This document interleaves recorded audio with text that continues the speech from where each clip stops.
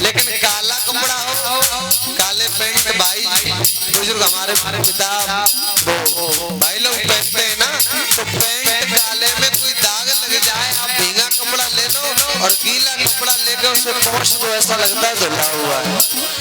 तो काले रंग में सब रंग छुप जाते और किसी रंग में नहीं छुपते, ये सबको छुपा लेता है अपने में। और हमारे सामने सरकार भी ऐसे सर्वधर्मान परित्यज्यमामेकं शरणं व्रज अहं त्वा सर्व पापेभ्यो मोक्षयिष्यामि मा शुचः।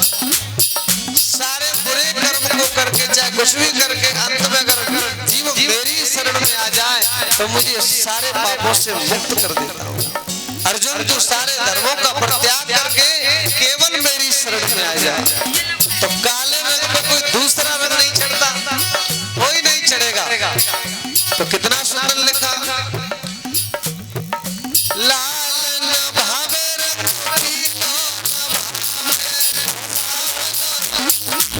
लाल न भावे रंग पीला न भावे, सावन रंग सब में छुपा, ओ सावन रंग सब में छुपा, ओ रंग रिजवा चुनर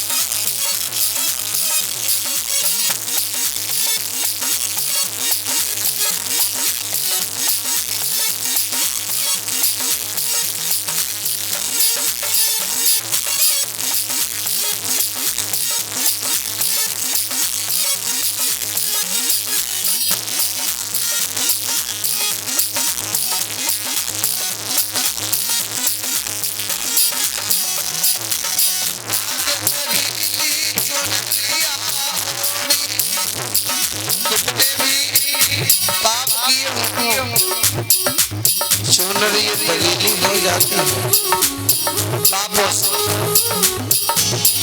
चुनर दगीली हो जाती है। दाग दगीली चुनर को संसार वाला कोई पसंद नहीं करता, लेकिन एक है जो पसंद करता है। कौन? सदगुरु। वो शिष्य के अवगुण नहीं देखते। गुरुजी कहते हैं कि कितने अवगुण हैं, जब आते हो मेरी शरण में तब नहीं देखता। लेकिन ध्यान रखना, अवगुण बाद में रहने नहीं दूंगा। अवगुण बाद में पसंद नहीं है, तुम्हारे अंदर कितनी बुराइयां आई है, आओगे तब नहीं देखूंगा, अपना लूंगा, लेकिन इन बुराइयों को रहने नहीं दूंगा। इसलिए एक है जो दाग दगीली चुनर को भी अपना लेता है। दाग दगीली चुनरिया सामने रखते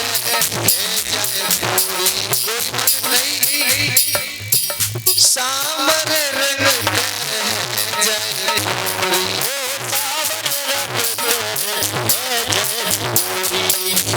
अब चूनर रंग दी, किसने रंगी? दाग दगीली लेके गए थे, लेकिन सदगुरु की शरण में गए तो दाग धब्बे सब छूट गए और चूनर रंग दी सदगुरु ने। ओ रंग रिजवा चूनर मोरी रंग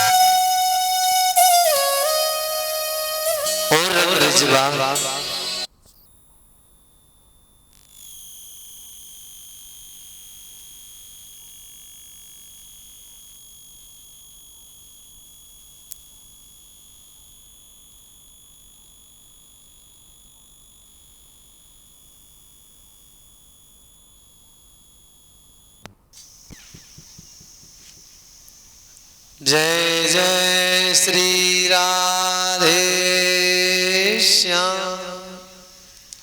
सुखदेव जी कहते हैं परीक्षित, बराह भगवान ने हिरण्याक्ष का उद्धार किया। मनु महाराज की 5 संतानें हुई। मनु महाराज की 5 संतानें हुई, 3 बेटी और 2 बेटा। आकूत, देवहूत और प्रसूत ये 3 बेटियां हुई। उत्तान, पाद और प्रियव्रत ये 2 बेटा हुए। आकूति जो बड़ी वाली थी उसका विवाह बाद में हुआ और जो बीच वाली थी उसका विवाह पहले हुआ।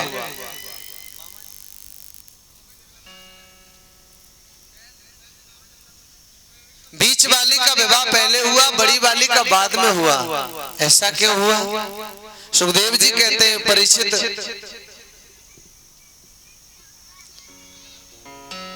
मामा जी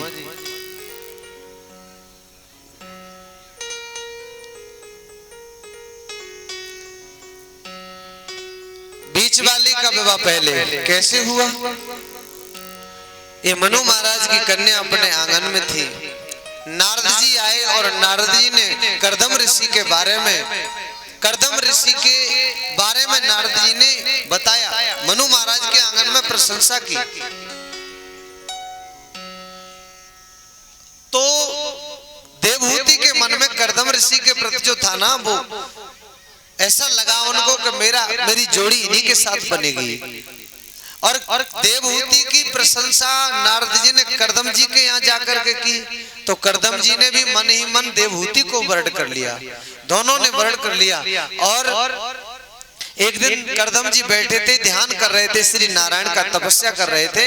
तो भगवान नारायण उनकी तपस्या से प्रकट हुए और उन्होंने कहा, करदम जी आज के तीसरे दिन यानी परसों मनु और शत्रुपा अपनी बेटी देवहूति को लेकर के आपके पास आएंगे, तो आप उसे स्वीकार कर लेना, विवाह कर लेना। और ऐसी कन्या आपके ही योग्य है। स्वयं भगवान ने ये बात कही, ऐसी कन्या आपके ही योग्य है और कोई दूसरा उसके लायक वर नहीं है। करदम जी बड़े प्रसन्न हुए, भगवान नारायण अंतर ध्यान हो गए, इंतजार करने लगे कब मनु और शत्रुपा आएंगे। मनु और शत्रुपा अपनी बेटी को लेकर के आए और कहा लो इसे स्वीकार कर लो। करदम जी ने मनु और शत्रुपा को आसन दिया, बैठ गए दोनों, लेकिन देवहूति नहीं बैठी। अभी विवाह हुआ नहीं है, लेकिन मन से वर्ण कर लिया है। समझदारी, पहले की संस्कृति देखिए, पहले की संस्कृति देखिए हमारी। सोच रही है कि ये आसन जो है ना, ये चटाई मेरे पतिदेव की बिछाई हुई है और मैं इस पर बैठूंगी तो मेरा धर्म जाएगा, इसलिए बैठी नहीं। लेकिन करदम जी ने जब ज्यादा कहा तो बैठी, तो एक हाथ रख लिया जिससे बात भी रह गई और बैठी नहीं, लेकिन हाथ रख लिया सिर्फ जिससे बात न गिरे, बात रख दी। ये समझदारी। और आज कह दो कि मम्मी की सेवा करनी पड़ेगी, तो देहात में तो नहीं है, लेकिन शहर में का ये क्या होता है, मम्मी के पैर भी छूने पड़ते हैं सासू के। बताओ, ये नहीं पता कि सासू के पैर छुए जाते हैं कि नहीं छुए जाते। ये समस्या है संस्कार। और जब से संस्कार चले गए, लगा लो ताकत, सुख आ जाए तो मुझसे कह देना, आएगा नहीं, कभी नहीं आ सकता। सुख आता ही तब है जब हम दूसरे को देते हैं। रास्ता ही वही है उसका दूसरा। सुख कहता है कि मेरे आने का कोई दूसरा रास्ता ही नहीं, एक ही रास्ता है जिससे मैं आता हूँ। जब तुम उसको किसी को दोगे, मैं दौड़ा चला आऊंगा उस रास्ते पर, और इतना दौड़ा आऊंगा जितना तुम उसे साफ कर लोगे, सेवा कर करके उस रास्ते को जितना साफ कर लोगे उतना ही आऊंगा। चाहोगे नहीं तो भी आऊंगा, मारोगे